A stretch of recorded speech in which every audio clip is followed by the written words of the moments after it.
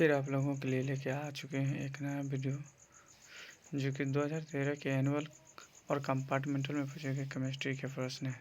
तो चलिए देखते हैं कि 2013 के एनुअल और कंपार्टमेंटल में कौन कौन से केमिस्ट्री के प्रश्न पूछे जा चुके हैं। तो पहला सवाल है कि संगमरमर का रासायनिक सूत्र क्या है। तो संगमरमर का रासायनिक सूत्र कैल्शियम कार्बोनेट होता है, यानी CaCO3। तो आपका सही ऑप्शन है ए। अगला क्वेश्चन देखते हैं।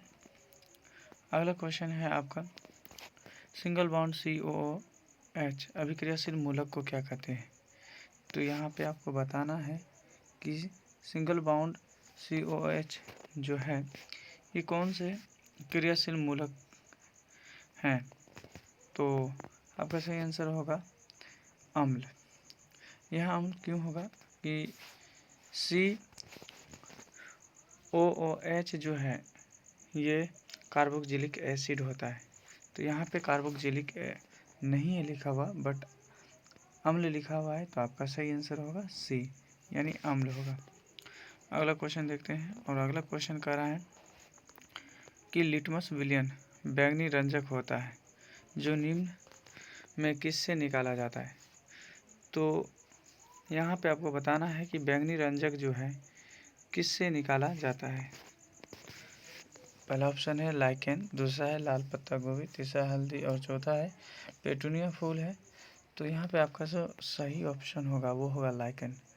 लाइकेन से ही बैंगनी रंजक को निकाला जाता है। अगला क्वेश्चन देखते हैं। और अगला क्वेश्चन है आपका कि किसी भी उदासीन विलयन का pH मान होता है। तो यहाँ पूछा जा रहा है कि उदासीन विलयन का pH मान क्या होगा। तो उदासीन विलयन का pH मान 7 होता है। तो सही ऑप्शन होगा बी। अगला क्वेश्चन देखते हैं। अगला क्वेश्चन है कि बेकिंग सोडा का रासायनिक सूत्र क्या है।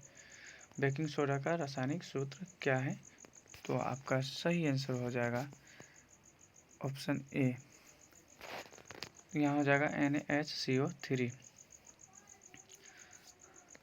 अगला क्वेश्चन देखते हैं। अगला क्वेश्चन कौन सा है। तो अगला क्वेश्चन यहाँ पूछा जा रहा है एक्वा रेजिया मिश्रण HCl एवं HNO3 का अनुपात होता है।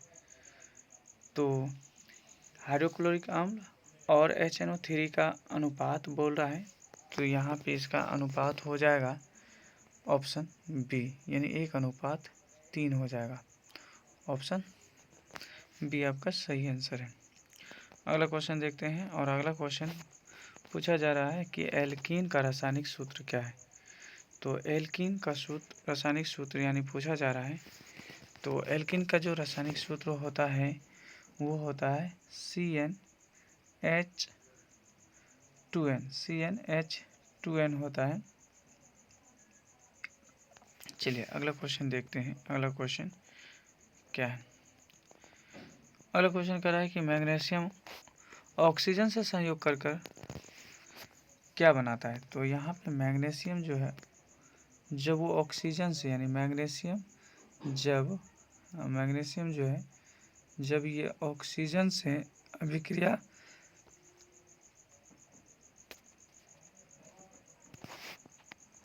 जब मैग्नीशियम ऑक्सीजन से अभिक्रिया करेगा तब ये उत्पाद में ये क्या बनाएगा। तो जब मैग्नीशियम ऑक्सीजन से अभिक्रिया करता है तब ये मैग्नीशियम ऑक्साइड का निर्माण करता है। तब जो इसका उत्पाद बनेगा वो मैग्नीशियम ऑक्साइड बनाएगा। तो आपका सही आंसर हो जाएगा ऑप्शन नंबर ए। अगला क्वेश्चन देखते हैं। और अगला क्वेश्चन कह रहा है कि आधुनिक आवर्त नियम में कितने ऊर्ध्व यानी स्तंभ होते हैं, यानी कितने कोलन होते हैं, या इसी को कहा जा सकता है कि कितने वर्ग होते हैं। तो वर्ग जो होता है वो आपका क्या होता है, वर्टिकली होता है, जिसको ऊर्ध्वाधर भी कहते हैं या कोलन भी आप कह सकते हैं। तो पीरियोडिक टेबल में जो आपका कोलन होता है वो उसकी जो संख्या होती है वो टोटल कितनी होती है। अगर आप इस तरह से उसे काउंट करेंगे तो टोटल होती है आप 18। कितनी होती है, 18 होती है। तो सही ऑप्शन हो जाएगा ऑप्शन बी। अगला क्वेश्चन देखते हैं, यानी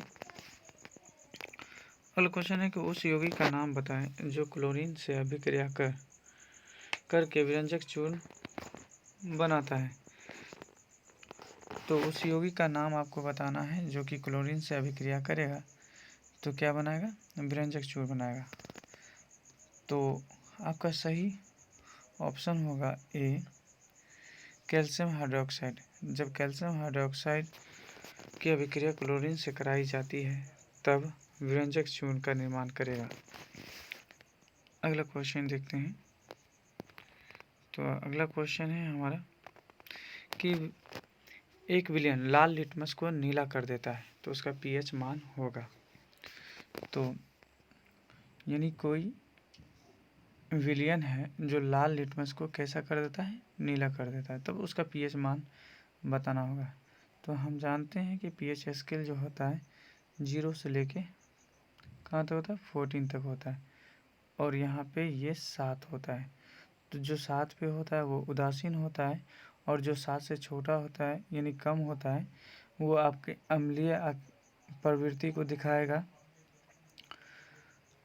और जो 7 से बड़ा होगा वो क्षारीय प्रवृत्ति को दिखाएगा।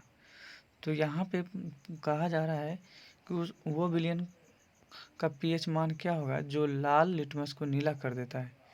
तो वह विलयन जो लाल लिटमस को नीला कर देता है वो उसका जो पीएच मान होगा वो 7 से बड़ा होगा, 7 से बड़ा होगा। तो सही ऑप्शन हमारा हो जाएगा यहाँ पे डी, यानी उस विलयन का पीएच मान कितना होगा, 10 होगा। अगला सवाल देखते हैं, और अगला सवाल इस तरह से है, क्या निम्नलिखित में कौन अधातु है। यहाँ पे अधातु होना चाहिए, यहाँ पे अधातु होगा, अधातु होगा, अधातु। तो पूछा जा रहा है निम्न में कौन अधातु है। ऑप्शन में देखेंगे तो पहला दिया है आयरन है, दूसरा कॉपर है, तीसरा एल्युमिनियम है। यहाँ आपका सही आंसर हो जाएगा आपका कार्बन। कार्बन आपका क्या है, अधातु होता है। अगला सवाल देखते हैं, और अगला सवाल कह रहा है कि एथेनॉल का क्रियाशील मूलक क्या होगा। तो एथेनॉल का क्रियाशील मूलक बताना है। तो एथेनॉल का जो क्रियाशील मूलक होता है वो सिंगल बॉन्ड OH होता है। सिंगल बॉन्ड क्या होता है, OH होता है। अगला क्वेश्चन देखते हैं, और अगला क्वेश्चन है कि निम्नलिखित में कौन संयोजक यौगिक हैं। तो यहाँ पे पूछ रहा है कि निम्नलिखित में कौन संयोजक यौगिक है। तो आपका सही ऑप्शन हो जाएगा NaCl। NaCl क्या है, सहसंयोजक यौगिक हैं। अगला देखते हैं, अगला क्वेश्चन। तो अगला क्वेश्चन है कि लोहा को जिंक से लेपित करने की क्रिया को कहते हैं। जब लोहे को जिंक से लेपित किया जाता है तो उसे क्या कहते हैं, तो वो गैल्वेनीकरण कहलाता है। जब लोहे को जिंक से लेपित करते हैं तब जो ये क्रिया होती है, इस क्रिया को हम लोग गैल्वेनीकरण कहते हैं। और इस तरह से हमने 2013 के एनुअल और कंपार्टमेंटल में पूछे गए केमिस्ट्री के सारे प्रश्न को देखें। तो इसी तरह के क्वेश्चन यानी एनुअल एग्ज़ाम में पूछे जाते हैं। आप लोग इन्हें सही से याद कर लें